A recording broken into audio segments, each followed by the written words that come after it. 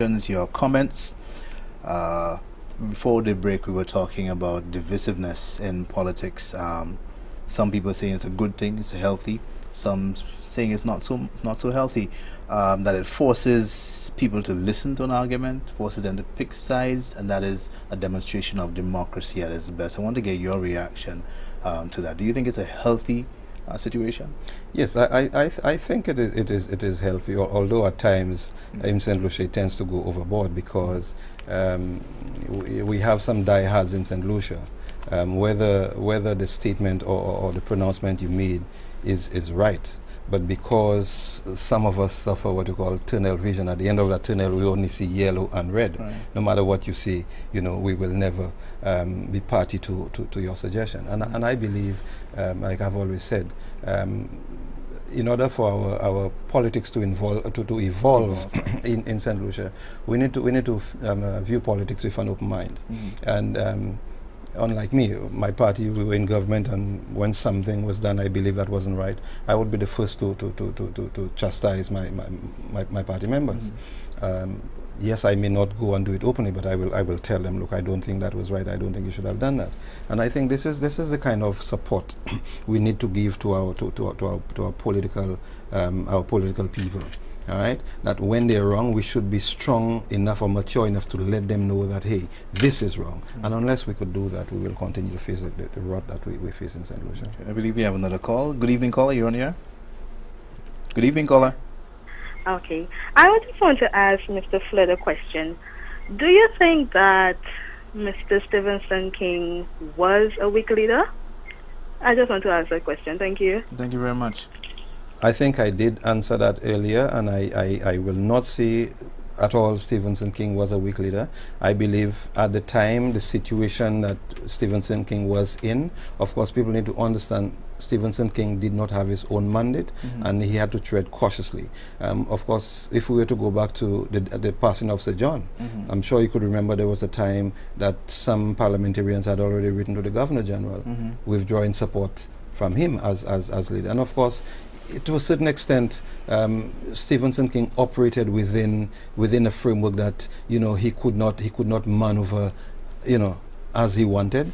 I believe Stevenson King did a fantastic job as Prime Minister. As a leader, I believe, of course, he could have been a little firm when it came to some issues. But I think Stevenson King did a wonderful job, and will continue to do a wonderful job for the United Workers' Party. Okay. Was he overly cautious?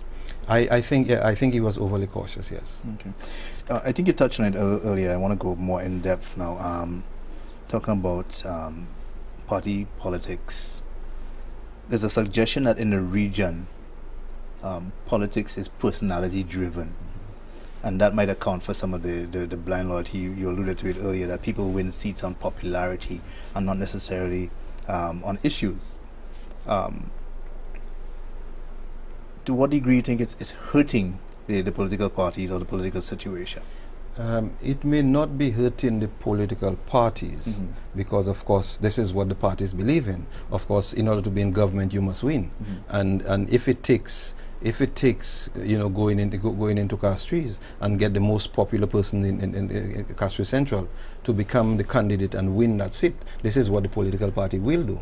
I think where it is hurting us is by making that person a minister of government, and when he or she gets there, all that person does is just get to office, sit and cannot legislate or cannot find ways and means to assist the permanent secretary and other leaders in that ministry. So I think again, like the statement I made earlier, it is high time we move away from, because I win, I must be a minister. I think of course, out of the lot, you choose the best to become ministers, and of course, you go out there in the public and get suitable persons to come through the Senate and make them ministers, whilst you send those persons to take care of their constituencies. But at the end of the day, isn't the fact that it is personality driven responsible for a lot of the? And then again, you might argue that it's a healthy situation. People lose faith in personalities, they become disillusioned, they become disappointed, they leave parties, politicians shift sides. Is that a healthy situation? That I do not subscribe to, because don't tell me for 10, 15, 20 years you were a strong supporter of a political party, and because your party fall out of favor with you because you did not achieve your goal, or you wanted something, you did not get it, you automatically become so disenchanted with that party that you become a candidate or a supporter of the other party. That other party should not trust you, because your heart is not there. Your heart will never be there, because for your entire life you were supporting an organization. Just because of whatever, you just jump on the other side. I consider that to be political hypocrisy. Okay, we have another caller. Good evening, caller. You're on the air. Hello. Hi. Yeah, I'm asking a question, sir. Go ahead. Go ahead. I want to know if there is free mayor in St. Lucia, and I would like if you can tell me the price. How much they pay in a mayor? I didn't And get. do you believe I didn't quite get you. we need another mayor? Two other mayor, one in Gozilet and one in Gifford. Tell me a little about mayor, please. Well, I think the little I know that of course there was a mayor in Grosely. I think I understood that person have moved to greener pastures now. As to how much they pay a mayor, I don't know.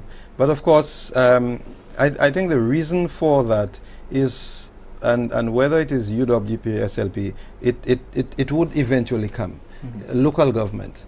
And of course, like I mentioned a while ago, some of those district reps, by becoming ministers, they're totally devoid from the constituencies and nothing happens. So, local government kicks in there and take care of those constituencies. I believe I'm a strong proponent of local government, and I think the mayors literally came out of that local government thing. But as to how much they pay me, I cannot answer that question. Okay. Now, we were talking earlier about the ease with which people shift allegiance, political allegiance.